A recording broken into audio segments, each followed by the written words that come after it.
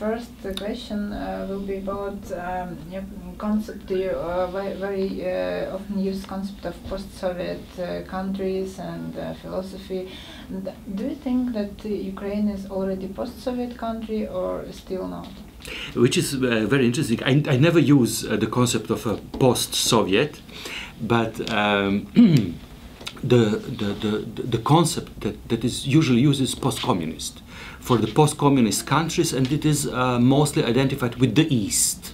East started, you know, from the East Berlin and former German Democratic Republic until Vladivostok. This is this space, and mostly the major problem is that from the Western position, which is the position of the winner of the Cold War, this space has been always united under one and the same historical experience under the label of totalitarianism. It's a post-totalitarian space. So that in this general concept of post-communism, only one part is post-Soviet, which is very interesting.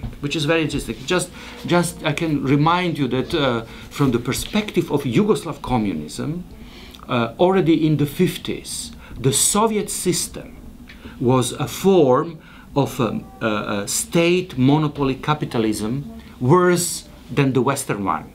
So if we use, you know, and it is the Central Committee of the Yugoslav Communist Party, already 50, defines the Soviet model, not only a wrong model of communism, but a capitalism. So today we could even say, well, it's nice to see these differences in the history of capitalism. Post-Soviet could be a history of a state capitalism, of the enormous power of the state over the people, which is, you know, culminated in Stalinist model and dictatorship. So I use the concept of post-communism, and I see the major problem that the idea of the East or the notion of the East is mostly used to forget what really happened in these 70 years of the history of so-called after post-Bolshevik development, and it was the time that was very contradictory, very ambiguous, and the space and time shaped but by political contingencies. It was a political space. So the 20s in the Soviet Union, 20s are not by Hannah Arendt defined as totalitarian rule. Stalinism is totalitarian rule, and even only until Khrushchev comes. So, but we don't think about it. We don't think our past in its historical development, in the truth of its political contingency. We always forget that, for instance, who killed most communists in this area? It was Stalin, of course. It is hardly compare like this experience or so-called labor camps of Soviet Union, because in former Yugoslavia there was also a labor camp for the enemies of the state, but in this labor camp were only exclusively those who supported Soviet system. They were in prison for 10, 15 years. They are the victims of the anti-Stalinism. Like actually, a year ago in Ukraine we had a really decision at the level of the whole country, because we need to decide either to sign an association agreement with the EU or to sign another pact with Russia later, but still so-called Eurasian Union and all this. And it was time for decision for the whole country. And do you see that it was also imposed frames, imposed decision, but still Ukraine feels ourselves like we are at the crossroad of East and the West, or you don't see this? So I'm saying it is how political conflicts are represented. Interestingly, no question about character of property relations. No question is asked politically. We know that there are social problems in Ukraine, that there are problems with, in a growing gap between classes, that we have the problems of, with the so-called criminal privatization. Now, 25 years after the privatization in former Yugoslavia, Croatia started, now they reveal, documents come out about how criminal the whole process was. Interestingly, nothing of these issues appears on the level of political conflict. There is a conflict between the West and the East. And I understand what Henry Kissinger, a former American, one of the designers of the Cold War, American Western realpolitik, I support him in his putting one part of the blame of what was happening and still has been happening actually in Ukraine on the European and the Western imposition of this of the necessity of the either-or decision. As Kissinger would say, one should have offered something different, something that is neither nor, something that could be some sort of process of negotiations without either we belong to the West or we belong to the East. And the problem is that this general logic, which is, as I say, which is global, it's not only Ukrainian, and we see and how it has failed in the Northern Africa and Middle East, where there was also the fight for democracy suddenly became the fight of the so-called pro-Western, pro-democracy forces against Islamist fundamentalism or autocracies, dictatorships. It has failed and produced chaos, and we have now again chaos in Ukraine. I think people should, in this situation, should start to critically ask what sort of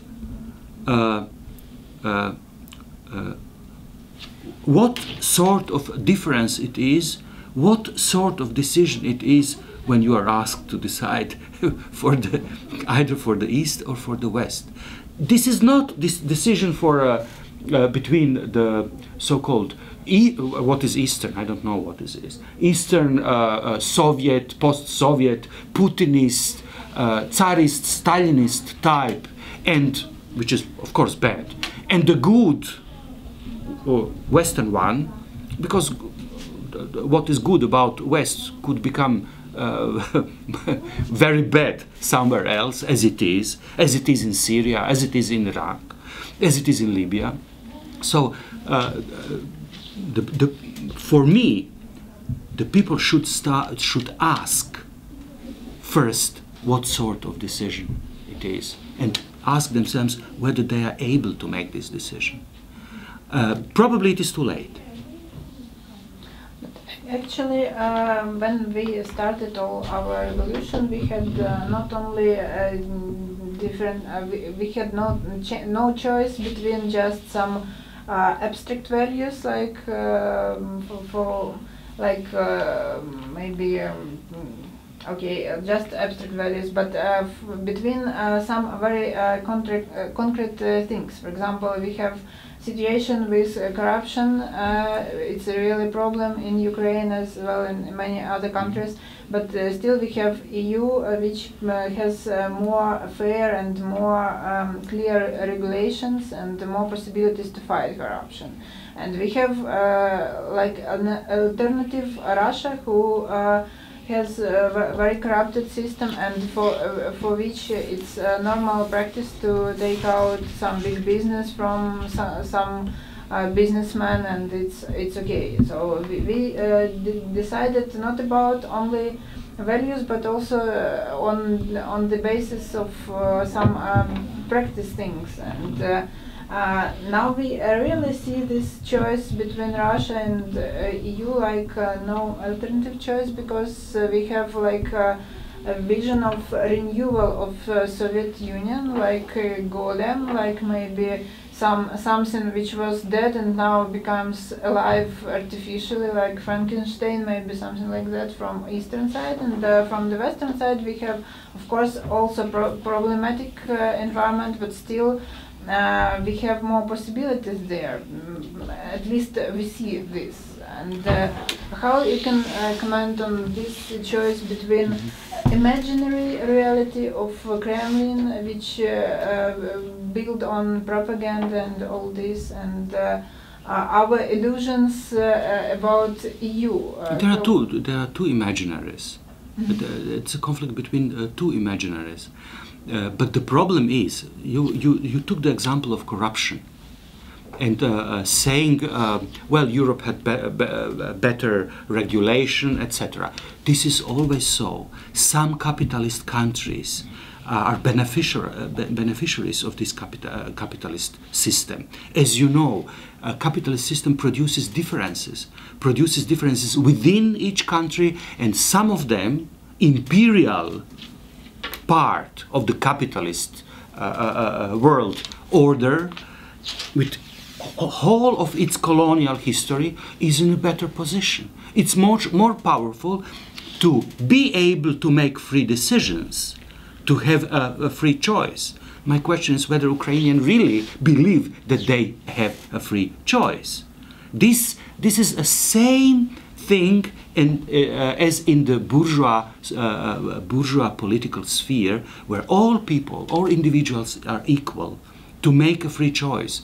But when it comes to the reality, there are huge gaps, and some of them have no choice whatsoever but to be poor and be poorer and poorer, while the other getting rich and getting rich. So I would say, no, corruption is not endemic. Ukrainian people and generally the East is not a location where people are somehow spoiled and don't understand that corruption is good, so that they have to move somewhere to the West to get rid of their corruption. They must think of their own ability to fight the corruption, and not think that this is the Europe that will change it. We know that corruption flourishes in Russia, but these both powers, when they are elsewhere, the Western also, are the generators of corruption. This is how they secure their power. So this is a huge illusion, and I think that every man or woman should ask him or herself, what does it mean to move? Like to move to the east or to the west. Ukraine will stay where it is. How can it move? What does it mean to move? This is ideological. This is ideological in the very concept, in the way we use language. Who moves? Why don't the West should move to Ukraine? Why Ukraine should move to the West? This is first, I think it is a huge illusion about believing that people are in the situation of free choice, as now in Moldova, whether they should choose the West or the East. Everybody knows the West. It's better than the East. East is bad. West is good. The colonial history, and especially the history of anti-colonialism, is precisely the opposite. It sees the West as the generator of crime, as a generator of exploitation, and the generator of completely huge class gaps and poverty. So it is different.